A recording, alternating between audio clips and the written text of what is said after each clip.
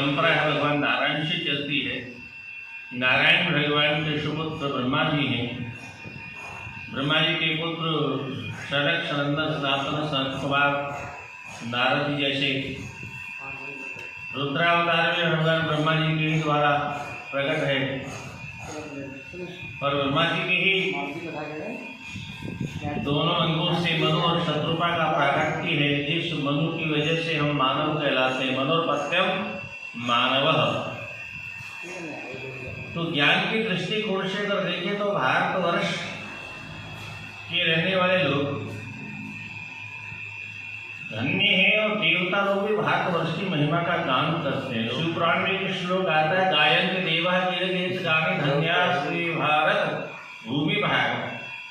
इस भारत भूमि का देवता लोग भी गुणगान करते हैं। देवता लोग भी इस भारतवर्ष में जन्म लेने के लिए तरसते हैं।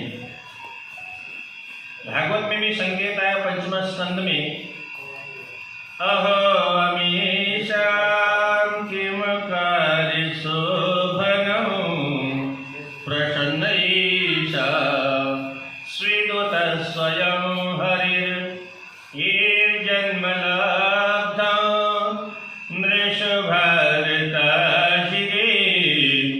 मुकुंद सेवोपैकं स्पृहाहीना।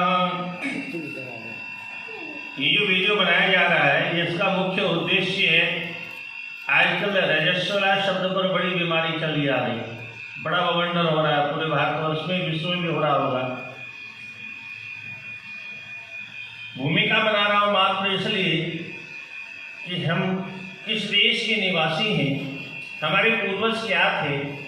हम ऋषि महर्षियों की संतान हैं, भगवान नारायण की संतान है, ऋषि महर्षियों की संतान है, योगियों की, तपस्वियों की, यम नियम आसन प्राणायाम प्रत्याहार धारणा ध्यान समाधि लगाने वाले महर्षियों की संतान है, त्यागियों और तपस्वियों की संतान है, जो वैदिक मार्ग के अनुसार सदासी चल दिया। इस धर्म के विषय में जब प्रश्न किया गया महाभारत में यक्ष के द्वारा, कह धर्म, तो युधिष्ठिर जो साक्षात धर्मावतार है वो कहते हैं स्मृतिर्विभिन्ना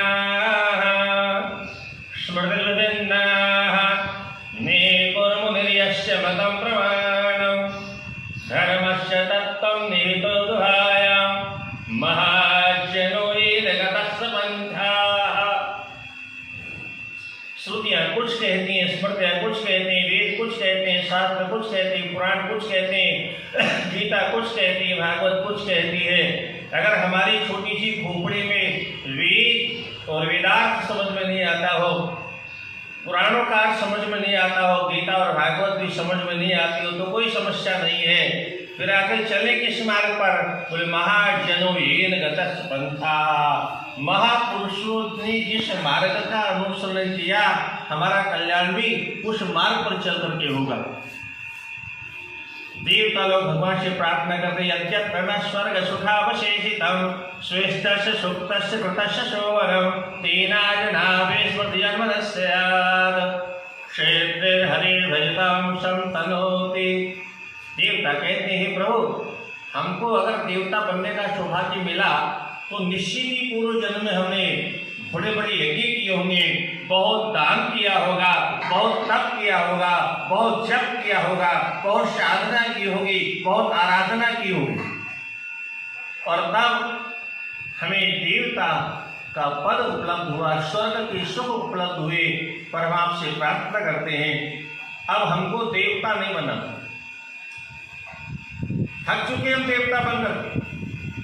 कदाचित हमारे पुण्यों से कुछ पुण्य अवशिष्ट रह गया हो तो हमारी आपसे एक ही प्रार्थना है, आप हमें भारतवर्ष में जन्म दे दो।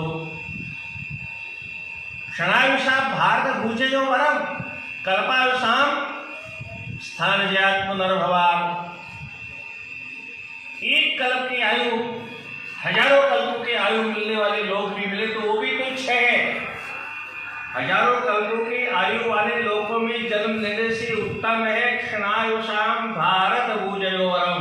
एक क्षण की आयु मिले पर भारतवर्ष की धरा पर, पावन धरा पर, चाहे गंगा, यमुना, सरस्वती, कावेरी, तुंगभद्रा इत्यादि दिव्य पवित्र नदियों का प्रवाह अनवरत प्रवाहित होता रहता है। इस प्रकार के कर्मों को परमात्मा के चरणों में अर्पण करने के बाद में भगवान के अभय प्रदान करने वाले अभय पद को, वैकुंठ पद को प्राप्त कर लेता है।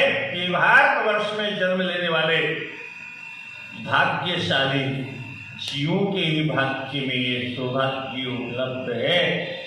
तो हम बहुत भाग्यशाली हैं सज्जनों, जो नारायण हमारे पूर्वज हैं, ब्रह्मा जी हमारे पूर्वज हैं। भगवान ने एक बहुत बड़ा काम किया ब्रह्मा जी को उत्पन्न करने के बाद। विद्धि प्रणिपातेन परिप्रश्नेन सेवया उपदेक्षन्ति ते ज्ञानम ज्ञानिनः तत्त्वदर्शिनः। जब तक महापुरुषों के चरणों में बैठ करके साष्टांग वंदन करके उनकी सेवा करने का साहस हमारे अंतःकरण में उत्पन्न नहीं होगा, तब तक महापुरुषों से ज्ञान की उपलब्धि नहीं होगी।